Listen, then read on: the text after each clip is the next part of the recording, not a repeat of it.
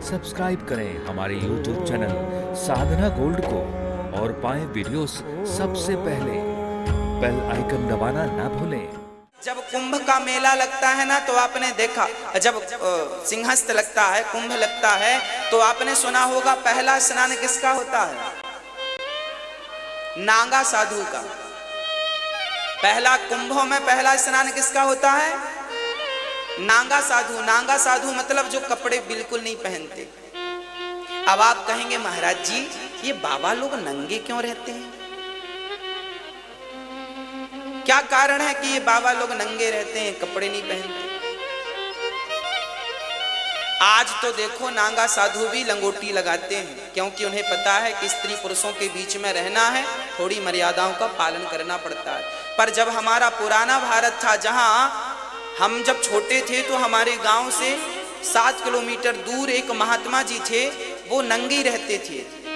और जब वो गांव में आते थे ना, तो छोटे छोटे बच्चे उनको देखने जाते थे, नंगा बाबा, नांगा बाबा, नांगा बाबा, नांगा बाबा। अब पता चला कि वो नंगे क्यों थे। जानते हो इसके पीछे का कारण क्या है? इसके पीछे का कारण यह है कि देखो, हमारे शरीर पर कपड़े हैं। कपड़े इसलिए हमने पहन रखे हैं क्योंकि हमें पता है कि स्त्रियां हैं और ये पुरुष हैं। इसलिए हमने कपड़ा पहन रखा, ढक रखा अपने आप को कि भाई ऐसा अच्छा लगता है ढका हुआ शरीर। हमें सबको हमें पता है ना कि स्त्रियां बैठी हैं, पुरुष बैठे हैं, मर्यादा में रहना चाहिए। परंतु वो जो साधु होते हैं, जो निर्वस्त्र रहते हैं जंगलों में भी, और कई बार तो फक्कड़ साधु ऐसे ही रहते हैं। वो क्यों रहते हैं? कारण ये है कि वो हमारी सोच से ऊपर उठे हुए हैं।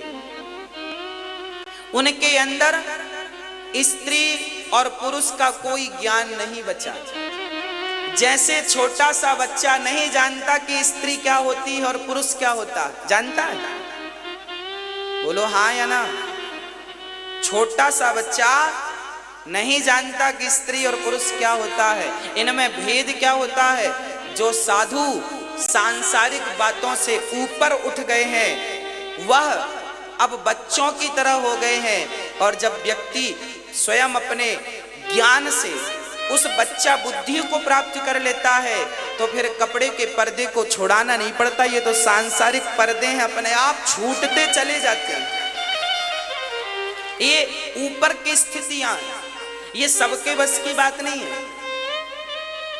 जिसके अंदर शरीर के प्रति आसक्ति है, शरीर के प्रति मोह है, शरीर के प्रति लगाव है, वह व्यक्ति भगवान तक कैसे जाएगा? जिसको शरीर का बोध नहीं है, जो अपने शरीर को भूल चुका है भगवान की याद में, उसी को ज्ञानी जन कहते हैं इसे आत्मबोध हो गया। बहुत ऊपर उठना पड़ता है मेरी माँ। मान, अपमान, लज्जा इत्यादि से बहुत ऊपर उठना पड़ता है। आप इतना ऊपर उठने को तैयार हैं तो भगवान से मिलने को कोई नहीं रोक सकता। और आप इतने ऊपर नहीं उठेंगे इस जन्म में, तो इतने ही ऊपर उठने के लिए आपको फिर अगला जन्म लेना पड़ेगा। और उस जन्म में भी ना उठ पाए तो फिर तीसरा जन्म लेना पड़ेगा। उस जन्म में भी ना उठ पाए तो फिर जब तक उठोगे नहीं तब तक मोक्ष संभव नहीं।